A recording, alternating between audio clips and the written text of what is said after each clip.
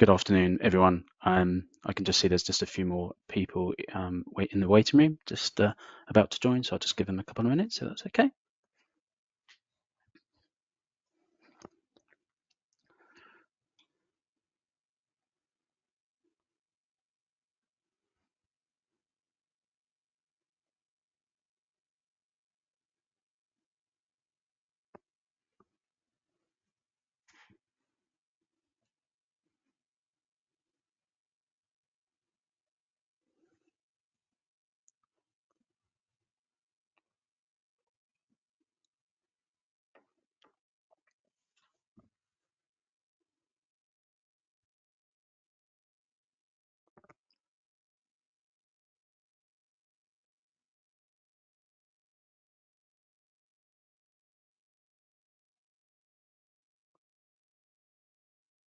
Okay, I think that is everyone that's joined. So, yes, good afternoon. Thank you very much for joining today's Netwealth masterclass. So we're covering the area of performance matters and unlocking the potential of your investments and meeting your financial goals. My name is Gary Horn. I am a chartered financial planner and client advisor here at Netwealth, and I'm delighted to be joined today by Simon McConnell, who is a senior portfolio manager here at Netwealth. So in today's session, we've had a number of questions submitted, so thank you very much for those who've submitted those in advance. We've tried our best to devise today's presentation to cover off as many of those as possible. But obviously, by all means, if there's any more specific questions either during the session or afterwards, do feel free to send them through to advice@netwealth.com, and one of the advisory team would be very pleased to discuss them with you in person and obviously your individual circumstances. So the areas we're going to be covering today is, firstly, I'm going to be looking at setting clear objectives and defining your investment goals. And then Simon's going to be talking about how we carefully construct portfolios to mitigate risk and enhance our portfolio returns. And then he's going to be looking at some of the topical themes in terms of looking at current market trends and what's going on with financial markets and the global macroeconomic environment.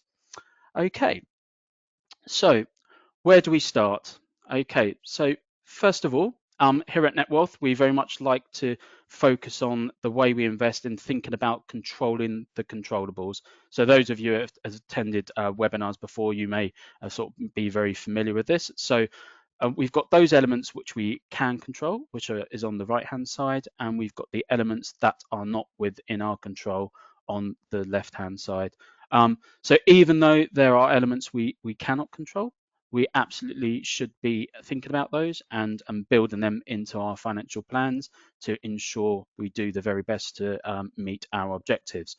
So firstly, we've got market performance. So we obviously cannot dictate as investors what market's going to do, but absolutely we can be thinking carefully about the different asset classes, what are driving investment returns, how they're going to interact at different points of the economic cycle, how they're correlated, and then build them into our projections, our financial plans to stand the best possible chance of meeting our objectives.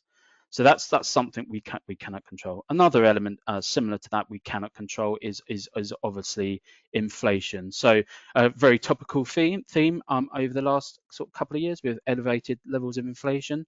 But even with more benign levels of inflation, it's really important that we do build that into our financial plans.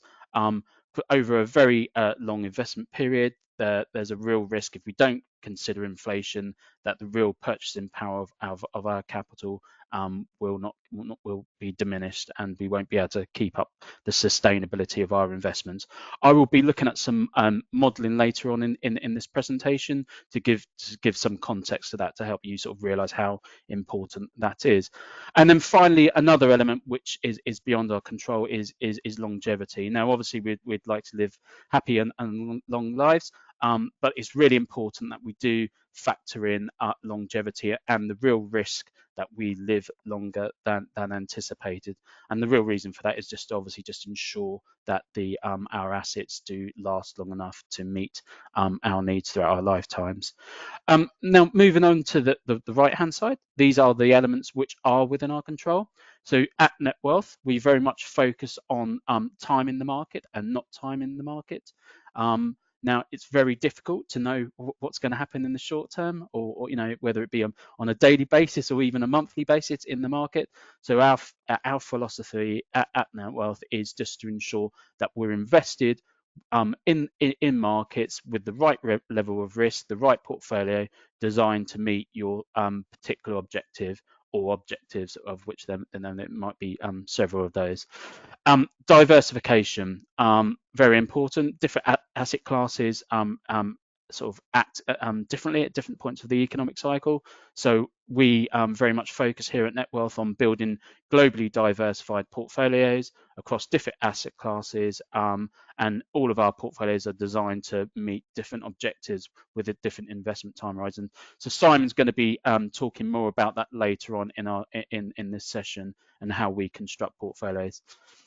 Another element which is within our control, and this is all about optimization of our position, is making sure we do make use of the available tax allowances that are available to us. So whether that be in the accumulation stage, so making sure we're maximizing use of our pension and ISA allowances, or whether it be in the sort of drawdown phase of our lifetimes, and making sure we drawing down on our portfolios in a tax efficient manner. And then finally, very key ethos at Netwealth in terms of what we focus on is minimizing the overall fees which clients do pay. So whether that be the management fee for managed investments, the underlying fund costs, or the underlying transactions, platform fees, the overall cost is something we're really focused on driving down for clients. And in fact, that is what has acted as a sort of a massive tailwind to our performance. And Simon will actually be talking about more about that later on in this session, just to show you how we have been performing. Okay. So one other element which we like to think about at Netwealth is how clients allocate their capital. So the theoretical way we like to think about this is the three-pot theory. Okay, so in pot one, what we have is essentially our liquid pot. So cash will always play an important part of a client's portfolio and how they allocate capital. So pot one is our liquid part of our portfolio, where we have cash, where our earnings may be going into, where we maybe receive dividends or rental income. So this is the part which is there for our shorter term needs, and it's just making sure that that pot is at the right level according to the client's particular position. So obviously that pot may change throughout time. When it comes to the point of someone drawing down on their portfolio in retirement, it may be that they need to increase the liquid part of their portfolio. Pot three, on the other hand, is a more illiquid sort of pot. That can consist of things like property or private equity, any sort of single company stocks. So that's more maybe like the higher risk illiquid nature of a client's capital allocation.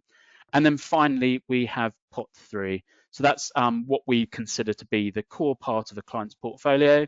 And that's very much where we consider ourselves at Netwealth, where we fit into the overall picture. So that part of the portfolio should be liquid, it should be low cost, it's really focused on the medium long-term investments, and is a very diversified and stable core part of a client's capital allocation. So as I've mentioned, the allocation between those three pots may vary in time and according to a client's circumstances, but just to give an illustration of how clients may think about this and the right allocation between those three pots, I've just provided an illustration here of how that may evolve through time. So on the left-hand side, starting as someone's in their early part of their career, it may be that they have very few sort of invested assets and pot two and pot three. It may be that they're building up their cash reserves, maybe for their first property purchase. before they get onto the property ladder. And then what you can see here is that the dark navy line is the cash that's been allocated to purchase the property, and then essentially they move into the sort of real, I suppose, like earnings generating and wealth accumulation. So as that goes on, they start to build up their pot too, maybe making contributions to their pensions and ISA allowances. And then finally, as they move through their career, they move through to the point where they're starting to approach retirement, go into retirement, and then start to draw down on that core part of their portfolio.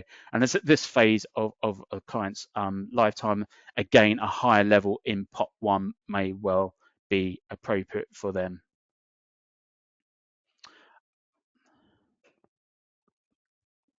Okay, so why do we invest? Okay, this first graph is the Bank of England base rate. So this is throughout up until today's date, up from 1990.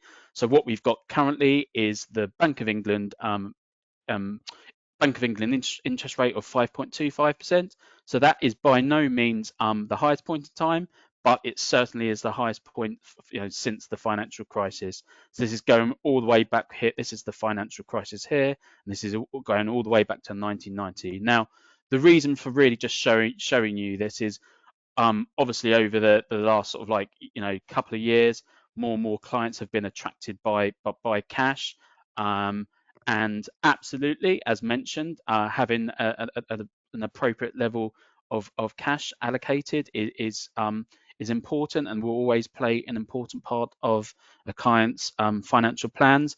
But the real thing being is that cash and interest rates on cash is not likely to be this high for forever. At some point this year, it's likely that the central bank's going to start cutting interest rates. Now, the reason why that's important is moving on to this this next graph. So what we've got here is £100,000 invested. So this was just before the financial crisis, and what we've got here is two portfolios been invested. So that 100,000 is invested in cash, and then we've got 100,000. So that's the dark navy line, and then we've got 100,000 invested in the Netwealth risk level 4 portfolio. Now, the Netwealth risk level 4 portfolio is what we would consider a balanced portfolio with broadly 50-50 in equities and 50 in fixed income. Now, these returns are inflation adjusted, so the net of RPI. Now, the real reason for showing you this is, and the real reason for showing it just before the financial crisis, is to give an idea of the importance of investing. So absolutely, what we're seeing here is this early part of investing. One would have been better off in cash. Now, the real thing is it would have been very difficult to know this market movement was going to happen, and therefore very difficult to predict and actually sort of then go back into the portfolio once markets are fallen. But the real reason for showing you this is what you can see is that over the course of this investment time horizon, at the end of the projection, what we're seeing is the £100,000 invested into the portfolio, so the risk level 4 portfolio in this case, is worth 111,000 at the end of the projection. Conversely, the amount invested in cash has actually lost value in real terms, and it's only worth £65,000. So the key point being here is that whilst it's really important to have a suitable level of cash for short-term needs, absolutely for those clients who have longer term objectives and investment time horizons, then it's right to be invested in some manner. Now, how choosing which risk profile that is appropriate is something we can obviously help clients with here at Netwealth.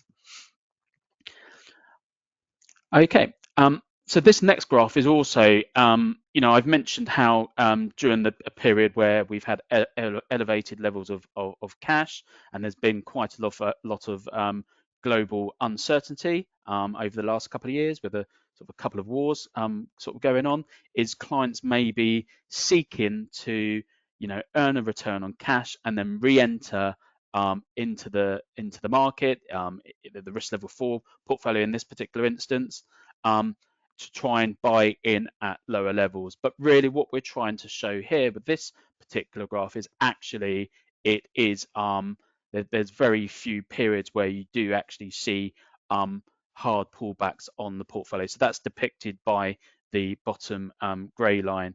So really what we're trying to show here is basically with this blue line is actually staying the course and being invested would be the most fruitful scenario here to be going for.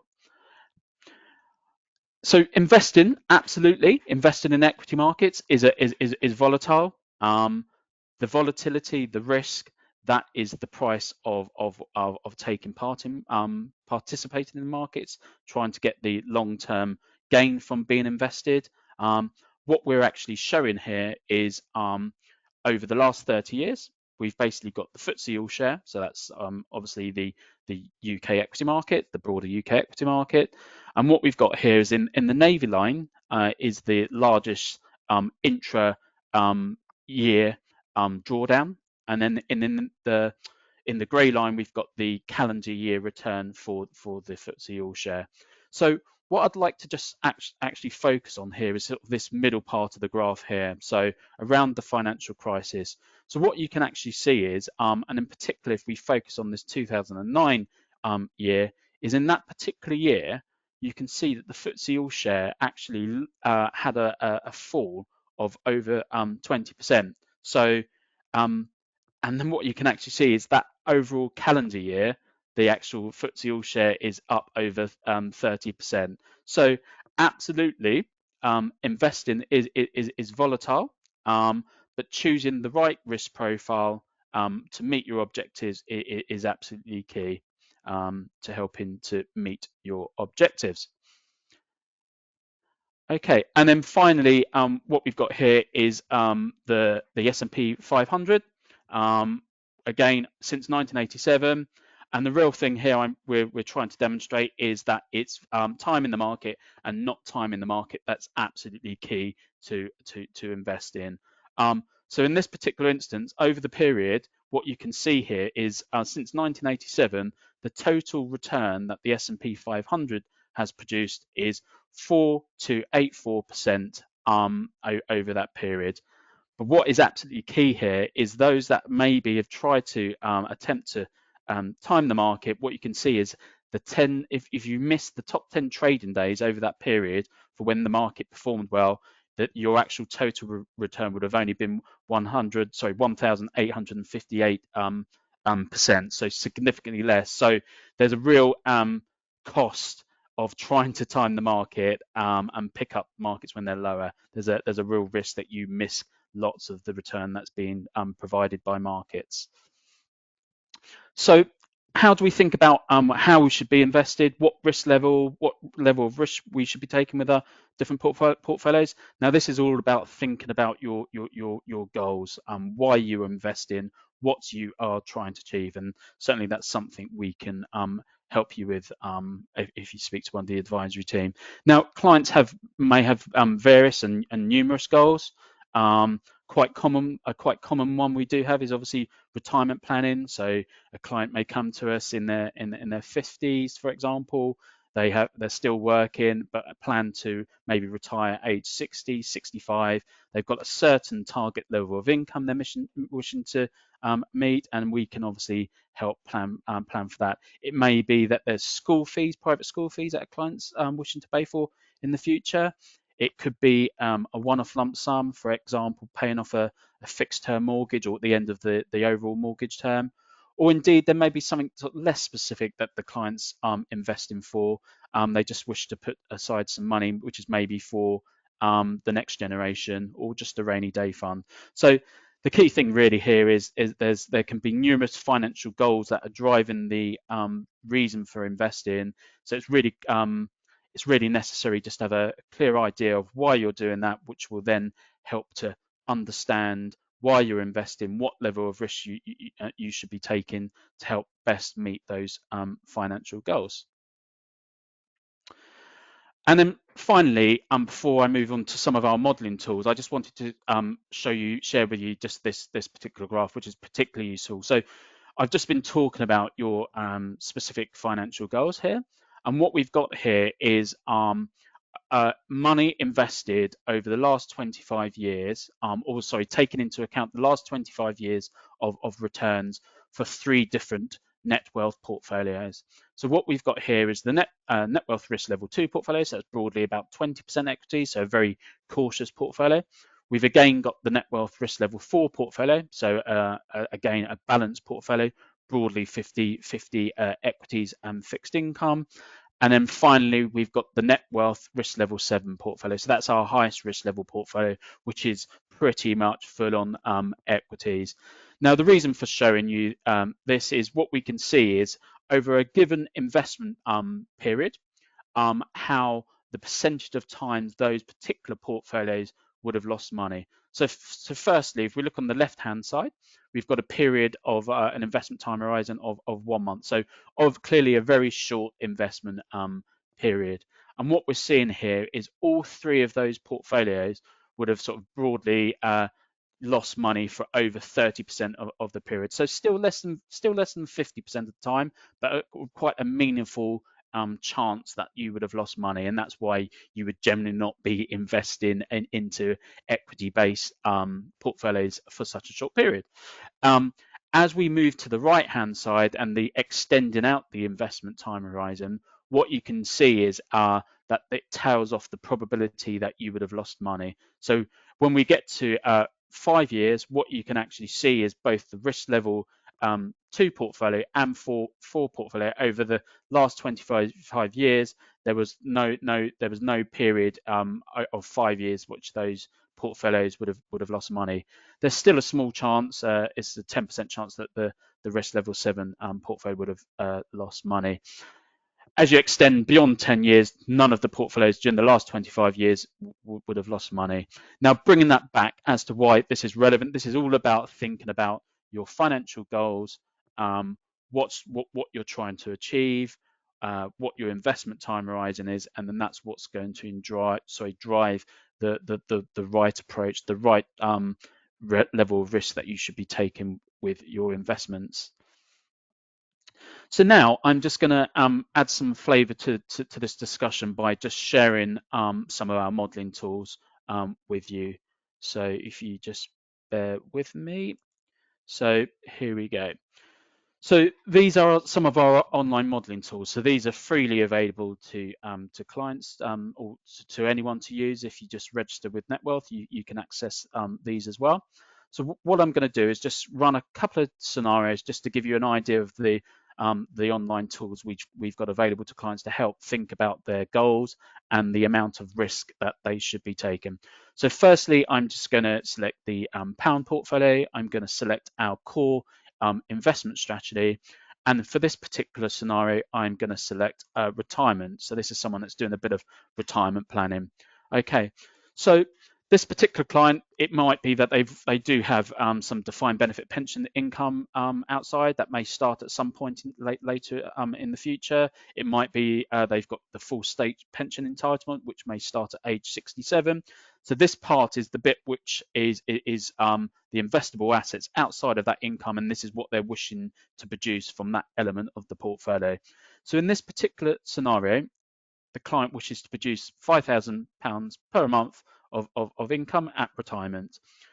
To bring it back to controlling the controllable, so this is assuming some inflation. So in this particular scenario, we're going to assume 2.7 inflation. So that's the long-term inflation rate in this scenario.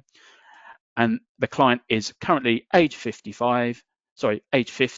and they would like the retirement income to start at 65. And then there needs to be an assumption on how long the retirement is. So in this particular scenario, we're going to use 30 years. So they're going to run this to age 95. So quite a prudent scenario to ensure the sustainability of the client's assets. Now, for this particular scenario, I'm going to select just pension. Now, in reality, the client's retirement pot is going to be invested across a range of wrappers, like pensions, ISAs, and most likely a general investment account. But for simplicity, for this demonstration, I'm just going to assume that it's all within the pension. And in this particular scenario, the client's pension pot is currently worth 600,000, so age 50. What we're going to assume here is this particular client is a high earner, so they're going to be maximising. They've got surplus income to use their annual ISA allowance of 20,000 a year, and they're subject to the fully tapered annual allowance of 10,000. So that works out as being able to contribute 2,500 a month on a gross basis. Okay, and now we're going to assume that this client is invested in the risk level 5 portfolio. So the client can actually see how that portfolio is invested to risk level 5. So broadly 60% equities and 30% fixed income. Okay, and then what we're going to do is run that particular projection. Okay, and I think the key thing to really just sort of draw your attention to here, first of all, is £5,000 per month in today's terms. Actually, at the point of retirement in 15 years' time, that is actually worth 7,456. And then at the end of the projection, that amount is actually worth 16,500. So that's really just giving you an idea of the real importance of factoring inflation.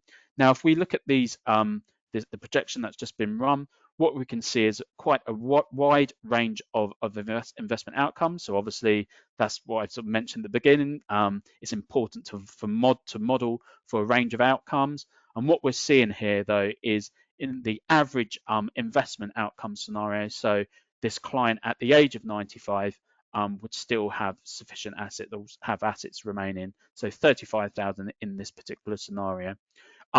In a scenario of strong investment returns, so this would be like 6% after taxes and fees, there's still 2.6 million remaining at the end of the projection. If investment returns are weak, you can see that the assets do actually run out earlier than 95.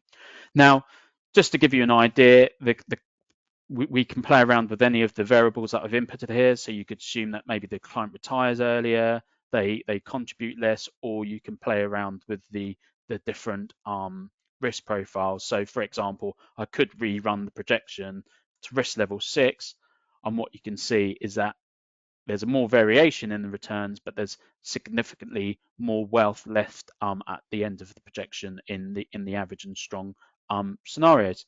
So there's that. I was just going to quickly show one alternative scenario, which is maybe if someone was doing some school fee planning, they wish to generate an amount of annual school fees of 40,000 a year, which equates to 3,333 per month.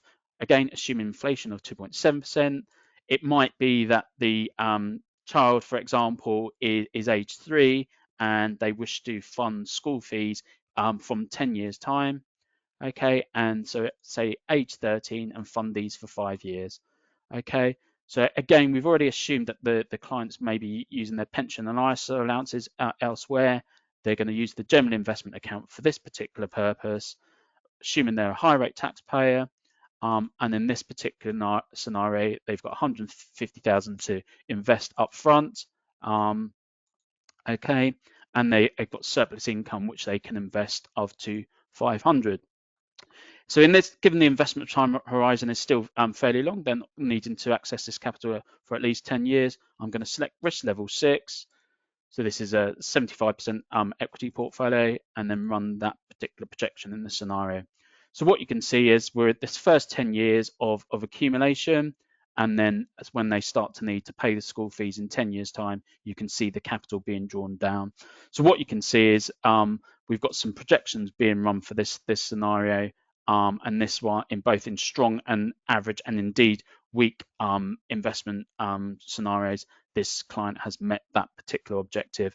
So anyway, that's just to give you an idea of some of the tools that are available, which are free to use for clients, but we've obviously got more sophisticated tools we can help clients. So if clients are wishing to discuss their scenario, we can help clients use these tools and go through their situation in more detail. So if you just bear with me, I'm just going to move back to the slideshow now. So so there's that. That's giving you an idea of how clients should be thinking about their goals and choosing the right level of risk.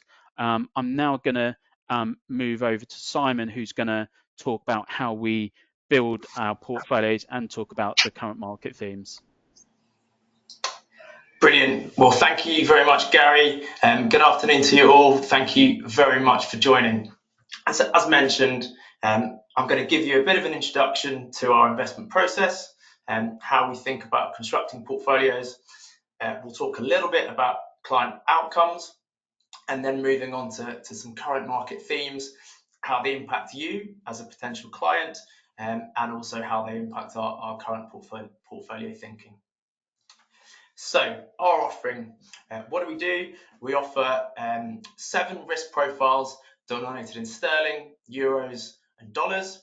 We also run a socially responsible set of models as well, and these are designed to be high quality, globally diversified portfolios with multi-asset portfolios, with the objectives of delivering positive real returns through time.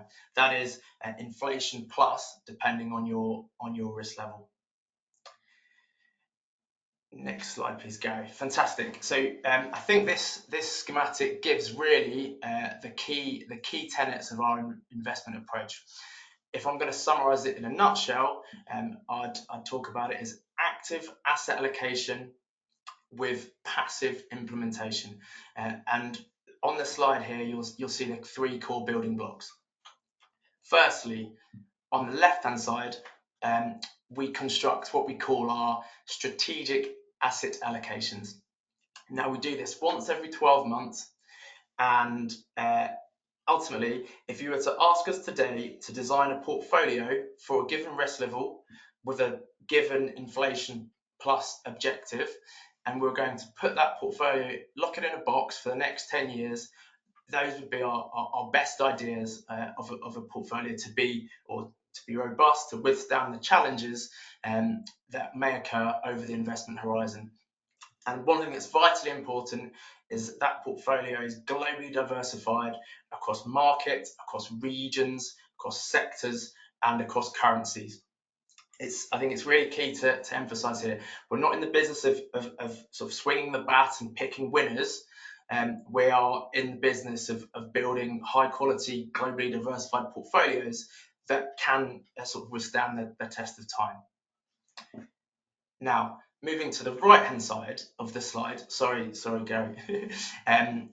We are very aware that over the course of the cycle, there may be various things that put the performance of the strategic portfolio at risk, under threat. And that might be just excessive valuations.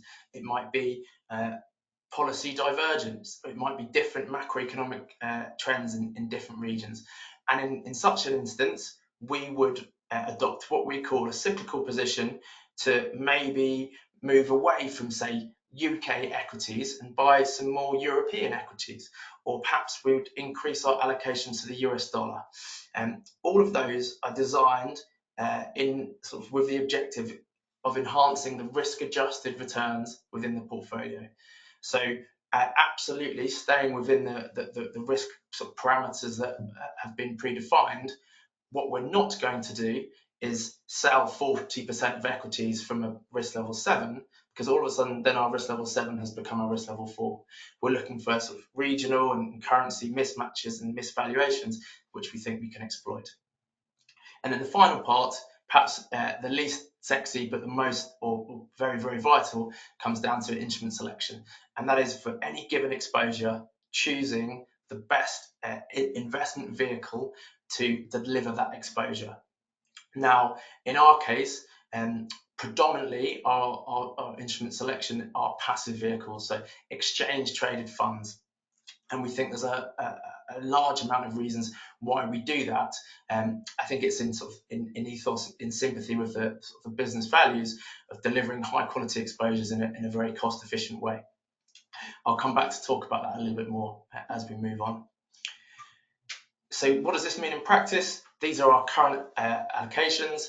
You'll see as you transition up from risk level 1 to risk level 7, you get a sort of a greater allocation to equity holdings. That's the green bars at the top.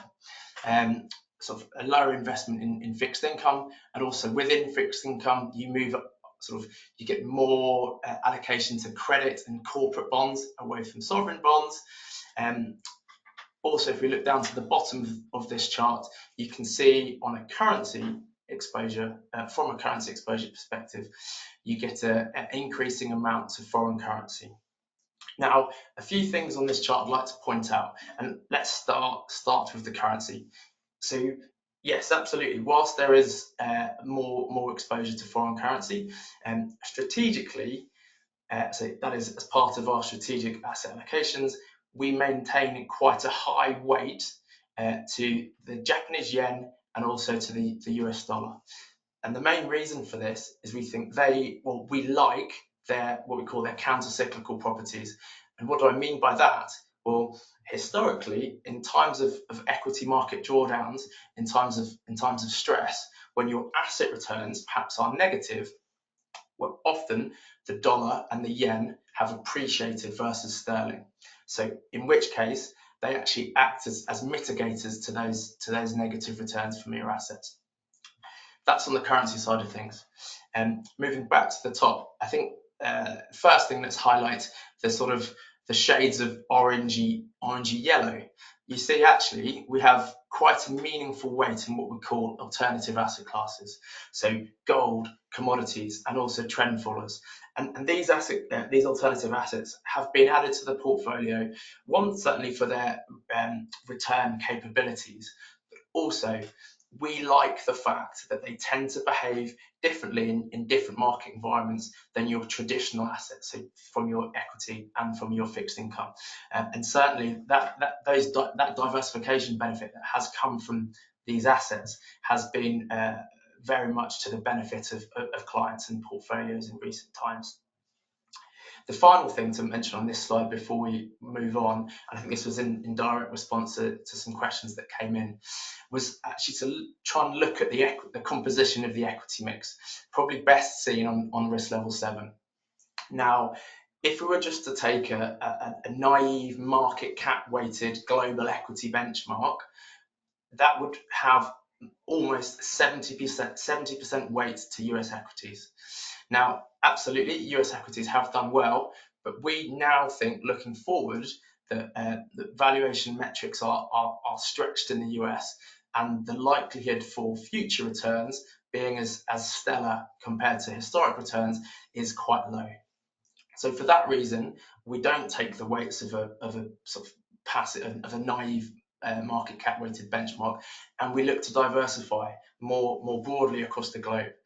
You'll see that the weight to UK equities actually there is one of the biggest components in the portfolio, and that's because on a strategic basis we think that the market is cheap, we think it's been unloved, and there's a certain amount of the sector composition of that market means that it's well set up to benefit from a changing macro environment. The next slide just highlights how our asset allocation has changed through time. So the point I want to make, to reiterate, yes, whilst we use passive building blocks, we are continually analysing markets, currencies, trends. Our investment team are sitting down and discussing and debating on a daily basis, and we are actively changing the portfolio, both strategically and on a cyclical basis, to try and make sure, basically to try and smooth the bumps in the road, to try and improve those risk-adjusted returns. To the next. And to finish, we'd just like to talk about instrument selection. And so, as discussed, we often prefer, well, in all cases, pretty much choose a passive approach to getting the desired exposure that we want. And the reason for that, we think firstly, let me just define passive versus active in case it's of concern. But an active manager generally will be picking stocks, so picking the certain equity investments, stocks and shares in aim to beat the benchmark. So in the UK, an active manager might be choosing UK stocks who he or she believes is going to outperform the FTSE 100. In the US, it might be the S&P 500. Now, there's a whole host of data that shows that it's very, very difficult, or on average, active managers after fees, and I think that's a very important point, a large proportion of active managers charge really high fees, which obviously eats into their returns. And the average active manager has not historically outperformed their benchmark. In addition to that, those that have managed to outperform, the persistence of that outperformance tends to be very low. So actually, if you are clever enough or lucky enough perhaps to choose an active manager that does outperform, the likelihood that that is going to continue diminishes through time. And from our perspective, we would rather not sort of pay that additional fee for that active manager and that additional risk of manager selection, and we would rather just choose the passive option, the passive implementation, which is obviously an active choice to buy the ETF that just tracks the benchmark. And so the benefit there is it's the much lower cost, and you know that you are going to receive the benchmark returns minus some fees. The table just shows how the average active manager in each of the different markets has performed compared to our chosen ETF. And you can see across different markets and different time horizons, the ETF that we own has definitely outperformed the active peer group. So what about our outcomes? So I think it's worth looking at historical performance. First chart just shows our absolute return since inception, of which we are indeed very proud. And as you'd imagine, sort of an increased allocation to risk has been rewarded, risk level 7 coming out on top there. I think the point to mention, which Gary alluded to a little bit earlier, was regarding volatility of returns. So whilst certainly risk level 7 has done the best there, the fuzziness of the line, if that is a term, is certainly the most pronounced. So you do get the most amount of volatility from the high risk. Looking at this versus our peer group, the ARC, so that stands for Asset Risk Consultants, they compile what they call the private client indices, which is ultimately a composite benchmark of UK wealth managers. They all have to submit their returns across their different portfolios, and these consultants bucket them up into an industry average according to 4 different risk profiles. Or different risk buckets, and what you can see there since inception, our portfolios have beaten the average peer group for all of the ones that are comparators. Risk level 1 and risk level 2 are sort of too low risk to have relevant comparators from the ARC indices, but certainly we're very happy with those outcomes. This bar chart shows versus the average, sort of the average benchmark, the composite benchmark, but the next slide illustrates our performance compared with all of the constituents of those benchmarks. So I appreciate this is a little busy, so bear with me 1 second and I'll explain it in a little bit more detail to try and give some more colour. Firstly, the x-axis illustrates the relative risk of each of our portfolios and each of our constituents with respect to a global equity benchmark. The y-axis demonstrates the average annual return on each of those portfolios. So clearly the place you'd want to be is towards the top left-hand side of this chart, at high average returns with low risk. And you can see all of the red dots, those are our Netwealth risk profiles increasing monotonically, so 2 through 7. The black dots are all the sort of constituents in the peer group, and then the different colours illustrate the peer group or the composite benchmarks. And I think what's encouraging for us, we are definitely towards the top left of those averages, and certainly either in the upper quartile or sort of the top of the second quartile. And that really is a sort of key demonstration of our value proposition. And back to what I said earlier, we're not actively throwing risk around, trying to be rock stars, picking the next winners of single stocks, which may have led to sort of the black dots, which are sort of way above the interquartile ranges. We are just consistently making sort of considered decisions with an institutional investment process that was honed at UBS and Schroders and the places that we worked at beforehand, and also benefiting from the accrued benefits of lower fees, which sort of accruing always through time and having the effect of pushing us to the top left of this chart. To finish on performance, the final chart I think just shows those relative returns in different time periods, but yeah, encouraging on the right hand side, looking through inception, you see sort of, particularly in risk level 7, an annualized outperformance of about 2%, to which we attribute about a half towards the benefit of lower fees, and the remainder to the effective investment performance. So let's look a little bit now on sort of current themes in the market and what it may mean for you. Most of this you'll already know, but I do think it is important to reiterate. Interest rates have risen quite substantially in a quite short amount of time after a period of really low rates for such a long period.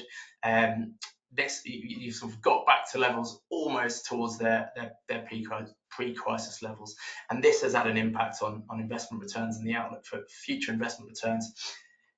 Clearly, this has happened, or global central banks, so the Fed in the US, the Bank of England in the UK, and the ECB in Europe, they've been forced to raise interest rates substantially and quickly in response to sort of an outsized move upwards in inflation. I'm sure this is something you're all aware of and feeling it at the petrol pump or at the supermarket or wherever it may be. But Gary, if you move to the next slide, you'll definitely see that inflation has risen or rose substantially, and the good news now is that we're starting to trend much lower. Now, there are definitely some question marks, and there's always talk about the final mile being the hardest, about reverting back to target. And we do think that a couple of things are likely going forward. One is that interest rates are going to plateau at higher levels than they've been post-crisis. So the era of zero or ultra low policy rates are over. And also, inflation is probably unlikely to be as low as it was previously. And I think importantly, the potential for higher inflation volatility in the future as well. But where we are currently, inflation trending lower, and this has led to the market's perception of interest rates coming down in the future. Now, whilst you can see that the Bank of England they haven't cut rates yet, you can, moving on please, Gary.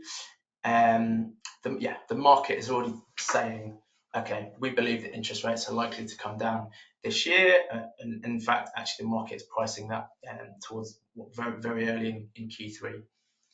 Now, what does this mean for you as an investor, as a saver? And we'll come on to talk about what it means for us as portfolio managers. But certainly, I can understand after such a period of low rates of return on cash products, all of a sudden seeing a sort of rate of return of above 4% actually looks quite exciting. And I can understand that. Obviously, the rate of return that you're getting now is less than the bank rate, which is obviously that's pricing in rate cuts in the second half of the year. But one thing I want to talk about is, yes, whilst those absolute sort of rates of return may look attractive, it may be worth considering how you can blend those with investment returns as well to deliver hopefully a better outcome for you as a client going forward. And this comes back to the very beginning that Gary talked about, and our objectives on portfolios is to deliver positive real returns, and actually being invested or investing in assets can be rewarded in that regard. So what we've looked at, I've done some analysis into the previous interest rate hiking cycles in the US, just because the sample size is a little bit longer, and looked at the average returns that you've received on cash, but also other domestic assets. So if we can move to the next slide, please, Gary. So let's just start by focusing on the left-hand panel. I've split out the average returns on cash, on US Treasuries, so domestic fixed income, and US equities for a specific amount of months after the last rate hike. What you can see, let's start with the dark blue bars. So 6 months after the last rate hike, an average return on cash of about, let's say, 5%. It's pretty similar to US equities. However, sort of moving along, sort of extending your time horizon, certainly the absolute return on cash has been attractive, but you'd have been rewarded by sort of moving out the risk spectrum and allocating to treasuries or equities as well. A similar thing is shown on the right hand side, but rather than looking after the last rate hike, we look at after the first rate cut. And if you think the last rate hike came in the US in July, in the UK it was in August. Now we're moving more towards that first rate cut, particularly in Europe, perhaps more so than the US. I think the right hand side is really important. And if you think about extending your horizon, we can see this more on the next slide, which looks at a 2-year horizon. And so let's just focus on the right-hand panel. Whilst on average, those historic returns after the first rate cut on cash products were pretty stellar in the US. I've plotted here also the range of returns. And absolutely remember that sort of looking back historically at those initial charts, the cash rates were much higher. So that's why these numbers are higher than perhaps you'd expect now. But I think the key thing to note here is that even the worst outcome for US equities with a 2-year horizon was better than the best outcome by holding cash. So certainly, as a client or as a saver, whilst those absolute rates of return on cash may look attractive, if you are going to extend your horizon a little bit and increase your risk tolerance, historically you have been rewarded. Now, I've talked a little bit about equities there. Obviously, bonds, fixed income, sit in the middle of that spectrum a little bit. But from our perspective, we are certainly becoming more and more positive towards fixed income as an asset class. The next slide, and certainly it's been a sort of a rough couple of years for fixed income investors, and we've reduced our, what we call it, duration, our exposure to interest rates throughout that period. But now that the repricing we've seen in fixed income, now we believe offers sort of reasonable opportunities looking forward, and both from two perspectives. So if you look at this chart, it's sort of indicating that actually sort of one of the best predictors of future returns on the 10-year horizons are current yields. And actually, with current yields of around 4% in the US, if you make an assumption for inflation of 2.5%, then you're actually receiving or can expect positive real returns on fixed income going forward. So definitely think they have a role from a return perspective, but also we continue to believe that in a recessionary environment where equities are selling off due to growth scares, then fixed income continues to play a real good role, in a really important role in portfolios as a diversifier in terms of mitigating returns. That was everything from me. I'm going to hand back to Gary to round up with financial planning.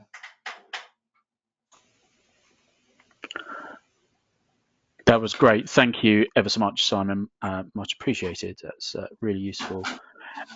So just to round things up. So obviously Simon's been talking about how we build portfolios, but now I think it's just important just to link that back to goals and how to think about how you should be investing in the right way. So as part of the Netwealth service, we have our financial advice service which sits alongside the investment team process. So what we like to do with clients is have conversations. So obviously in this session we're trying to convey as much as possible during a webinar, but I think it's really useful to be speaking with clients to discuss their individual circumstances so we can help them achieve their financial goals. So as I've mentioned, if you'd like to speak with one of the advisors, do please email advice@netwealth.com, and one of the advisory team will be very pleased to discuss your goals and consider doing some projections with you to help you achieve your financial goals. Just in terms of, I mentioned that earlier on in this session, just in terms of, and Simon's just also just mentioned how fees acts as a massive tailwind to our performance. So why we've done so well versus our ARC peer group. And that really comes down to, well, firstly, the investment process, but absolutely what does make a massive difference is the fees which clients pay. So what I've got here in front of you is the fee table for our investment process. So all of these fees include our investment management, custody and administration, VAT, tax reporting, and transaction fees. And what we've got basically here is four fee bands. So that's the top line, which is the Netwealth fee. And then what you can see, the additional costs are the underlying fund cost and the estimated cost of trading. So ultimately, the line really which you should be focusing on is this bottom line in bold, which is giving you an indication of the total cost you will be paying for investing with Netwealth. Now, it's important just to be clear as well. This is a cliff edge fee, so you don't just pay, on the first 250 the 0.75 and then only pay 0.6 on the next 750. It's on the whole amount which you contribute, and also it does in another important point is it does include those within your Netwealth network. So if you're not aware of this concept, you're able to have 9 other people in your network. You remain completely segregated for in terms of as clients, but what it does mean is your assets are aggregated for fee purposes so that you can all benefit from lower fees.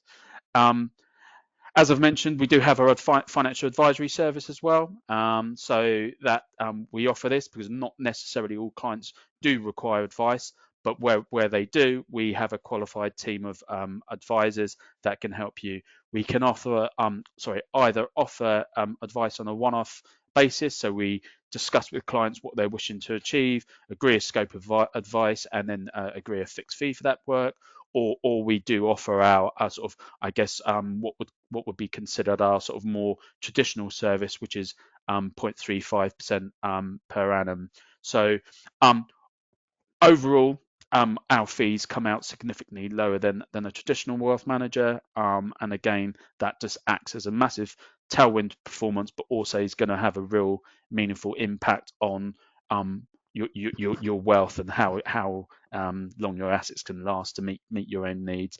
We also offer some fixed packages here if someone needs help calculating what they can contribute or needs some drawdown advice. In addition to our formal advice service, we do have a paid guidance service. So that's for someone that's not necessarily wishing for specific formal recommendations, but just needs some assistance to know where they're at, provide some projections, and just giving them some help as to what they should be doing to help achieve their objectives. Okay, so just mindful of time, just to round things up. So just for those that are not necessarily familiar with Netwealth, so Netwealth was founded 7-8 years ago, and essentially what we've got here is we've taken the best bits of a traditional wealth management service. So absolutely having people, qualified, experienced people managing the money, such as Simon and the rest of the team, and we've got qualified advisors providing the financial advice. But what we have done here at Netwealth is to use technology to help improve the client experience by way of the information that we provide, and that's available to clients. Our portal is excellent, so clients can really feel they've got hands-on what's going on with their wealth. But also we have used technology to help do lots of the heavy lifting to keep the whole process lean and help deliver the whole proposition at a low cost. Um, so just to summarize, just to round up what we've discussed today. So first of all, I talked about the controlling the controllables. So just being aware of those elements which are not within our control, but absolutely which we must model for. So that's being in the market returns, inflation, and longevity. But then also controlling the things that are within our control. So making sure we're choosing the right risk profile, invested time the market rather than trying to time the market, using tax allowances and keeping fees low. Simon's obviously talked about our robust investment process, so you can see the results that have been achieved as a part of as a part of our process. We've talked about cash and how the attractiveness of cash and how that can still play an important part, but over the long term, it's important to be invested with the right level of risk. And then really, I think the main thing being is if some of what we've talked today, you've got questions and you wish to talk about your own situation in more detail, it's just really important, and I would very much like to talk with you. So I'd suggest you do email advice@netwealth.com, and I myself or one of the other members of the advisory team will be very happy to talk through your own individual questions, circumstances, so we can help you achieve your financial goals. So that's all for today. So thank you ever so much for taking the time to join us, and we look forward to hearing from you, and have a good day. Thank you. Thanks very much, all. Goodbye.